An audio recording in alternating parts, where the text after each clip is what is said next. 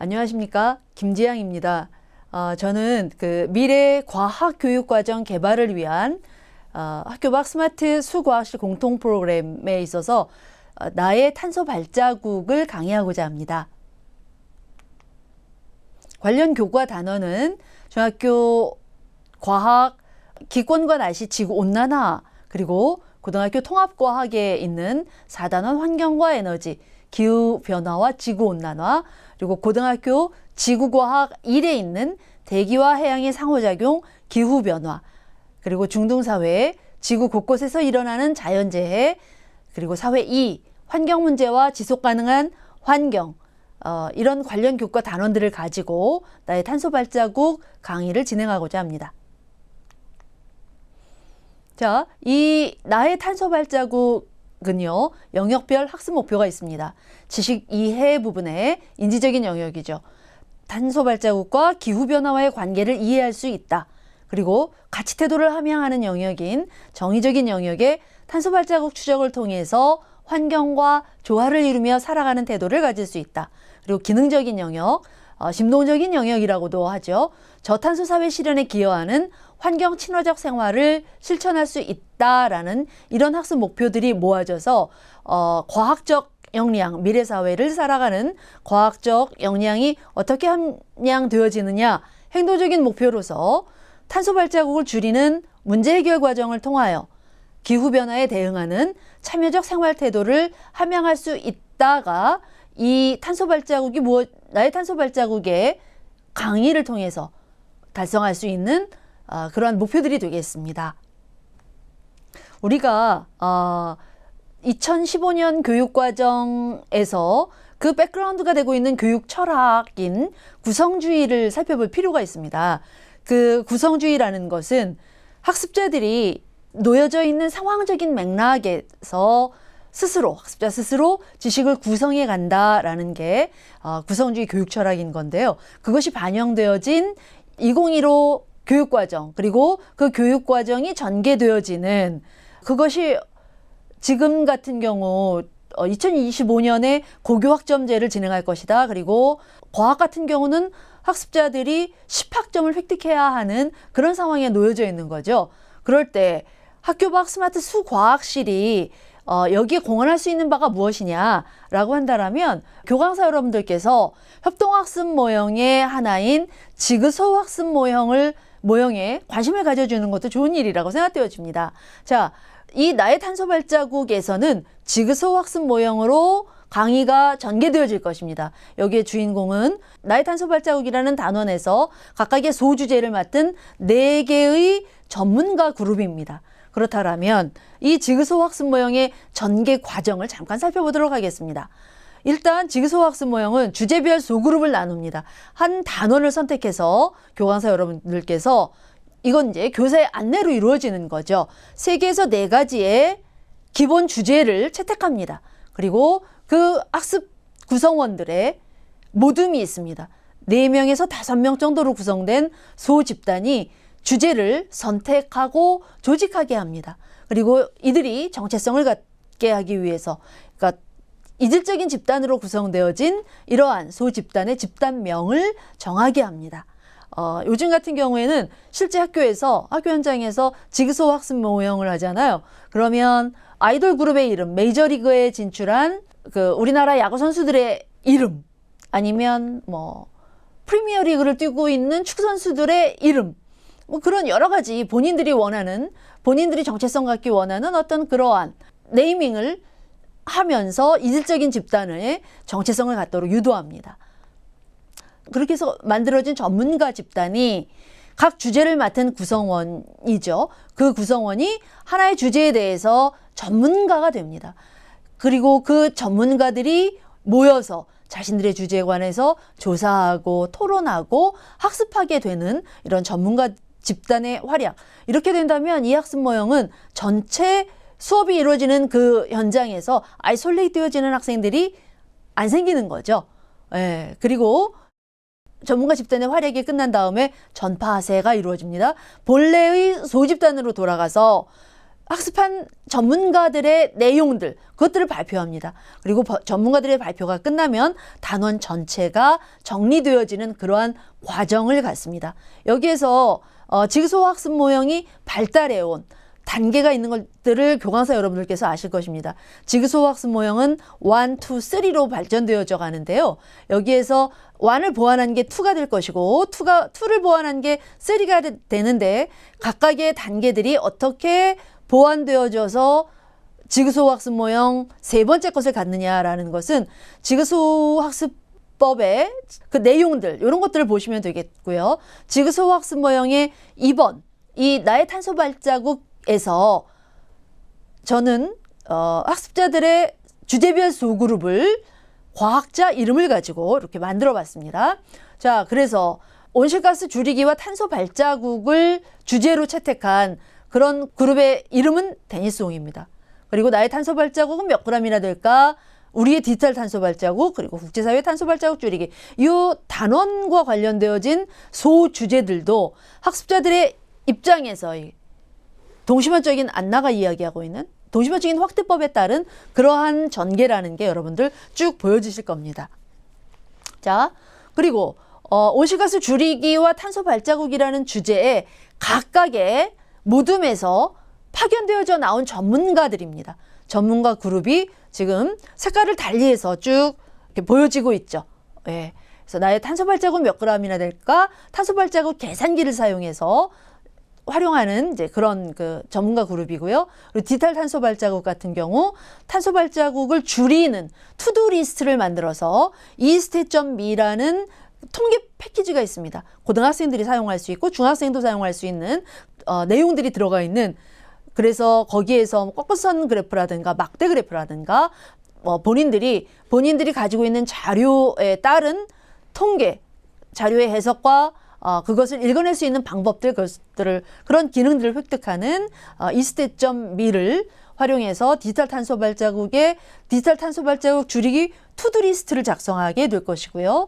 그리고 네 번째 전문가 그룹에서는 국제사회의 탄소 발자국 줄이기 노력, 이것과 따른 기후 협약들, 이러한 것들을 쭉 살펴보도록 할 것입니다. 첫 번째 모둠의 온실가스 줄이기와 탄소 발자국에 있어서 영국의 사회운동가죠. 환경과 관련해서 마크 라이너스의 6도시의 악몽이었어. 악몽에 나오는 남극의 빙하가 녹는 장면입니다.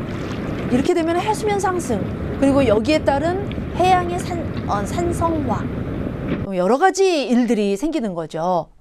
이제 그러한 것들을 볼 수 있고요. 그 다음에 BTS가 작년 유엔에서 연설한 그러한 것들을 도입부에 보여줍니다.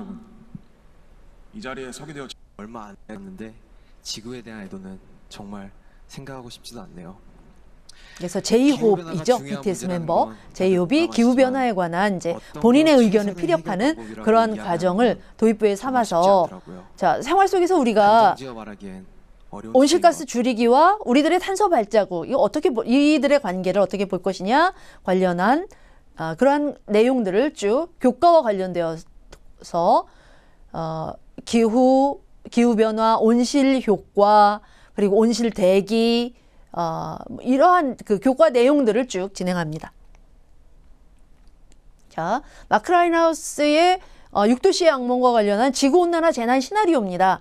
그리고 실제 너무나 예쁜 저 북극곰이 결국은 살고 있는 서식지에 녹아서 해수면 상승되고 이런 효과를 가져와서 지금 저렇게 안타깝게 있는 그런 사진들 볼 수 있죠. 그리고 킬링 커브, 지구 지표 온도의 변화 관련한 이러한 것들을 쭉 보여줍니다. 첫 번째 모둠의 발표인 거죠. 자, 그리고 이게 작년 여름만 해도 유럽은 굉장히 더웠답니다. 우리도 굉장히 더웠습니다.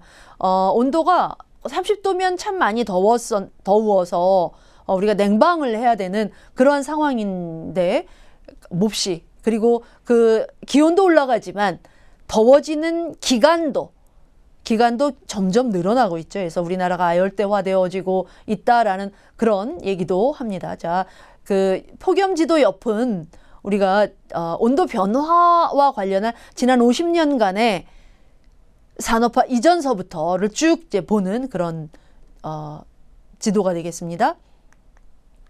그리고 첫 번째 모둠은 이제 우리에게 온실효과 메커니즘과 더불어서 복사 평형 그리고 온실 효과까지 이제 같이 이야기를 하죠.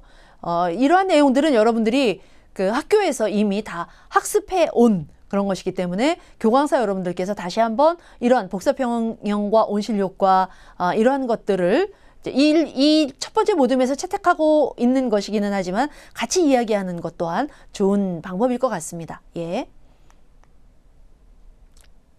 자.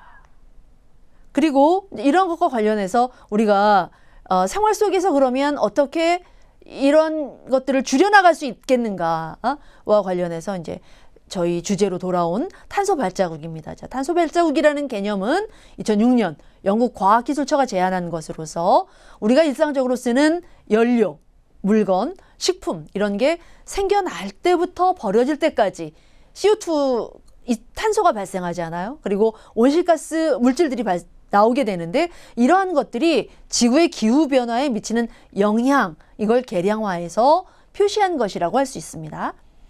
그래서 일상생활 속에 탄소 발자국이 어떠한가, 1인당 하루 탄소 발자국, 그리고 우리가 샤워를 하는데 샤워를 1시간 하면 CO2가 450kg이 발생을 한대요. 그러면 그 샤워 시간을 줄이는 것은 어떻겠느냐라는 이런 제안을, 이러한 것들을 알므로서 이제 하게 되는 거죠. 자, 그리고 뭐 10g 미만일 때, 10에서 100g일 때, 100에서 1kg일 때 이런 것들이 쭉 조사해 온 것을 이제 발표하는 거죠. 전문가 집단에서. 자, 100만 톤까지. 그리고 내가 탄소 발자국을 줄이기 위한 노력을 하는데 어떤 노력을 할 수 있을까? 투두리스트를 작성을 합니다. 그래서 이렇게 나온 나의 탄소 발자국 줄이기 노력과 관련되어진 이러한 것들을 우리 학급의 모든 학생들을 다 이스트.me에서 이렇게 작성해서 로데이터 작성해서 하는 거죠. 이렇게 익숙하죠, 여러분? 자, 우리 주변에 에코 셀럽들이 점점 늘어가고 있습니다. 그러니까 모두 절감하고 있는 거죠. 지구 온난화와 관련돼서 우리가 생활 속에서 실천할 수 있는 그런 방법들이 무엇일까? 스칼렛 요한슨 같은 경우는 본인의 지붕, 그러니까 천정을 태양광 패널을 이용해서 이렇게 만들었다고 합니다. 뭐 에코백을 사용하는 거는 아주 너무 빈번히 그러니까 우리가 접할 수 있는 그런 뉴스들이고요. 자, 그럴 때 이제 두 번째 모둠에서 탄소 발자국 계산기 관련해서 우리가 일상생활을 하면서 발생시키는 탄소 발자국은 얼만큼인가 라는 거를 이제 측정합니다. 자, 요 옆에 있는 요 QR 마크를 누르면 바로 한국기후환경 네트워크의 탄소 발자국 계산기로 접속되어지는데요. 여기에서 여러분들이 전기 사용량이 얼마인가? 저 같은 경우는 한 달 전기 사용량이 345입니다. 그럴 때 345만큼 전기를 써요. 그럼 우리 집에서 그러면 CO2가 얼만큼 발생하느냐, 나의 탄소 발자국이 나오는 거죠. 그리고 이 탄소 발자국을 상쇄시키기 위한 나의 노력, 난 뭐 할 수 있는가? 이 CO2 발생량과 더불어서 보니까 필요 소나무는 24그루예요. 그렇다라면 자, 난 24그루 나무를 심어야 되는데 이것과 더불어 생활 속에서 탄소 발자국을 줄이기 위한 그러한 실천 방안 뭐가 있을까? 전기 부문 관련해서는 이렇게 하루 1시간은 에어컨 끄고 선풍기 틀고 그리고 세탁은 모아서 하고 지금 하고 있습니다. 그리고 우리가 보통 전기밥솥에서 보온 기능은 계속 쓰죠. 그러나 전기밥솥의 보온 기능이 전기 먹는 하마랍니다. 저도 이 탄소 발자국 계산기에 들어와서 알게 된 그런 일이죠. 그리고 냉장실을 우리 가득가득 채우는 게 특히나 일하는 사람들 같은 경우, 일하는 엄마들은 이게 미덕이려니 하고 지내는데 그거 아니라는 겁니다.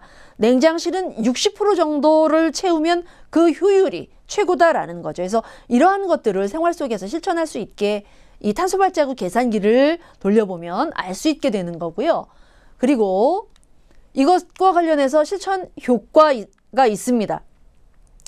자, CO2 저감과 비용 효과가 쭉 나오고, 그리고 이것과 따른 종합평가. 나는 얼만큼 내가 지금 뭐 잘하고 있는가, 내 생활에서 실천 목표의 효과, 이런 것들이 이제 쭉 나오는 거죠. 그래서 나의 탄소 발자국, CO2 발생량과 필요 소나무, 이러한 것들을 알아보는 이스테점미에서의 이런 그 자료 확인들, 이런 것들 여러분들이 작성할 수 있게 지금 모둠에서 진행하고 있는 거고요. 두 번째 모둠이었고, 그다음 세 번째 모둠에 디지털 탄소 발자국에 대해서 알아보는 것입니다. 디지털 탄소 발자국이 채택되어진 이유라고 하면 우리가 예전과 다르게 스마트폰이라든가 PC라든가 디지털 기기 대단히 많이 사용하고 있습니다. 이 디지털 기기들이 남기는 탄소 발자국을 알아보자. 그리고 이 탄소 발자국을 조금이라도 줄여보자라는 그런 취지로 세 번째 모둠은 디지털 탄소 발자국에 대한 그런 조사를 하고 여러분들과 같이 의견들을 공유하는 이제 그런 내용들입니다. 그럴 때 디지털 탄소 발자국을 줄이기 위한 노력, 이거는 무엇이냐라고 하면 여기 이제 디지털 탄소 발자국 줄이기의 투두 리스트들이 있습니다. 7가지 정도로 나와 있죠. 여기에서 영화, 드라마 이런 거 스트리밍하는 경우 있는데 스트리밍하지 않고 그냥 본다라는 거죠. 이거 대신에 다운로드해서 본다. 자리를 비울 경우에 우리가 컴퓨터 같은 경우 절전 모드 사용한다. 그리고 모니터 해상도 밝기 낮추는 이제 그러한 것을 설정해 놓는다. 그리고 우리가 자주 방문하는 사이트 있습니다. 이런 것들은 즐겨찾기에 넣어놓고 즐겨찾기 폴더를 사용한다. 라는 것이죠. 그리고 스팸 메일하고 쪽지 이런 것들은 아예 차단하는 이제 그런 메일링 기능을 사용하고, 그리고 이메일이나 문서함 바로바로 정리하고, 컴퓨터 같은 경우 절전 프로그램을 사용하자라는 게 디지털 탄소 발자국 줄이기의 투두 리스트고, 클릭하면 7개에서 5개 지구를 지키는 멋진 친구죠.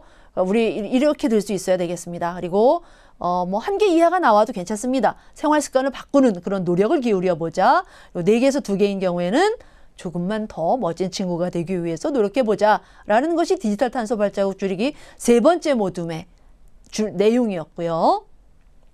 여기 이제 마찬가지 이스트.미에서 통계 한번 내보는 거고, 그리고 디지털 탄소 발자국 관련해서 학교에는 다 모니터링 할 수 있는 그런 시스템이 있답니다. 학교 탄소 발자국 점검 시스템을 운영해 보자라는 것입니다. 그래서 실제로 탄소 감축을 위한 실천으로 연결될 수 있게 실질적인 그런 노력을 그리고 참여를 해보자라는 것이죠. 그러면 학교에서 조금 더 발전되어진, 조금 더 확대해서 기업들은, 우리 주변의 기업들은 어떠한 탄소 발자국 줄이는 노력을 하고 있는가?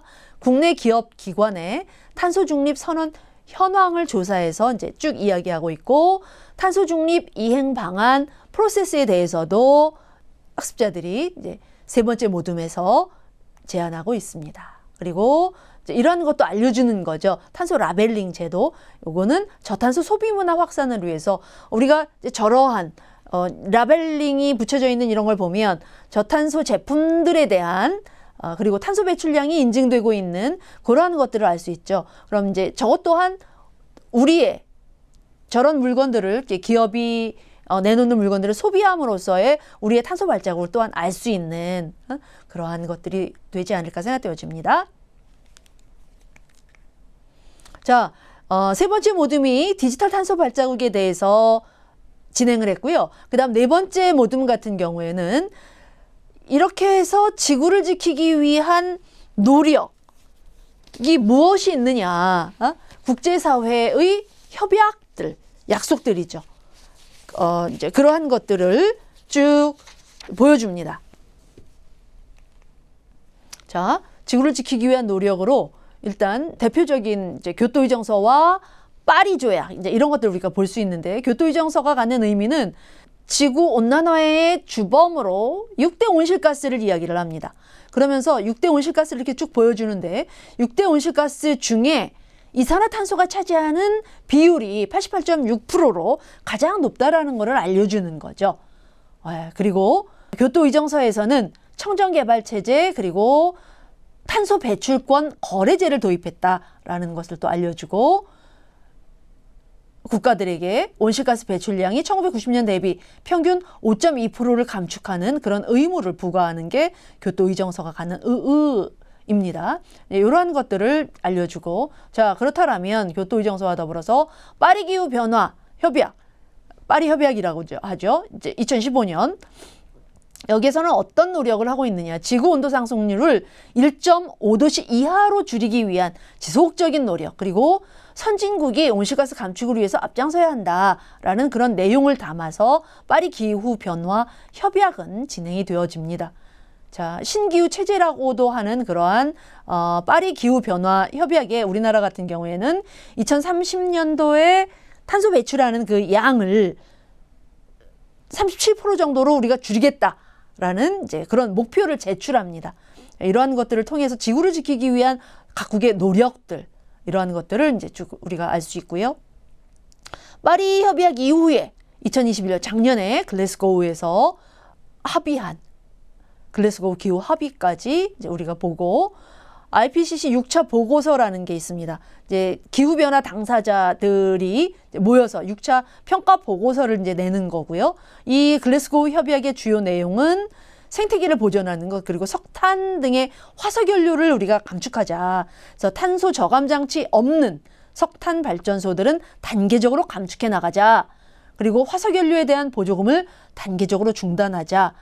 라는 이제 이런 것들에 대한 그러한 그 협약들의 조사 네 번째 모듬에서 진행하고 있는 것이고 올해 이집트에서 COP27 이 회의가 개최되어지는데 여기에서는 기후변화에 대한 손실보상 논의가 이루어집니다. 그래서 이제는 기후변화에 대한 논의뿐만 아니라 기후정의에 대한 이제 그러한 것들도 같이 이야기되어지는데 올 여름 6월에 파키스탄에서 대규모의 홍수가 있었었죠.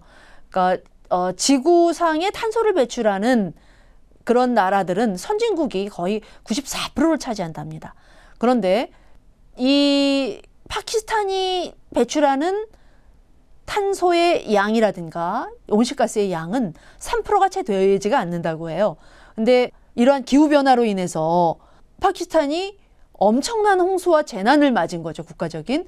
그래서 뭐 올 여름에 1,700명이 한 번의 폭우로 인해서 사망하고 하는 어떤 이제 그런 것들이 아마 기후 정의 관련해서 이집트에서 COP27 관련해서 이러한 기후 변화에 대한 그 개발도상국들의 손실 보상 이러한 것들이 이루어져야 되지 않겠느냐라는 손실 보상에 대한 논의가 있었다고 합니다. 여러분들께서 요 이제 조금 더 네 번째 지금 모둠이 이야기하는 건데 조금 더 관심이 있으신 분들은 저 QR마크를 따라 들어가면 이집트에서 있었던 기후변화 손실 보상 논의 아프리카를 중심으로 한 이제 그러한 내용들을 만나보실 수가 있다고 합니다.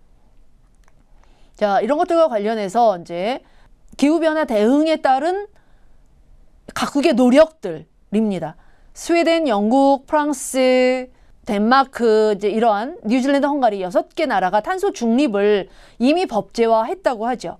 그리고 유럽과 중국, 탄소를 제일 많이 배출하는 국가가 어딘가라고 조사를 하면 중국이 1위를 차지합니다. 유럽, 중국, 일본은 일단 2050년을 목표로 탄소 중립 선언을 합니다. 그리고 조 바이든 미국 대통령 당선인 그러니까 미국 대통령 지금은 뭐 미국 대통령이죠. 이분이 파리 협정에서 미국이 탈퇴했었으나 다시 재가입하고 2050년까지 미국도 탄소 중립을 이루겠다라고 이제 약속을 한 그런 대응을 우리가 볼 수 있고 EU도 마찬가지입니다. 대부분의 나라들이 2050년 중국이 조금 2060년 이전까지 유엔 총회에서 시진핑 주석이 우리가 탄소 중립을 달성하겠다라는 그런 선언을 하고 일본도 작년, 재작년, 2050년 탄소 중립 목표 이런 걸 이제 의회에서 스가 총리가 선언을 하고, 자, 그렇다면 우리나라도 탄소 중립 5대 기본 방향이 있습니다. 그래서 대한민국도 2050년 탄소 중립 전략을 발표하죠.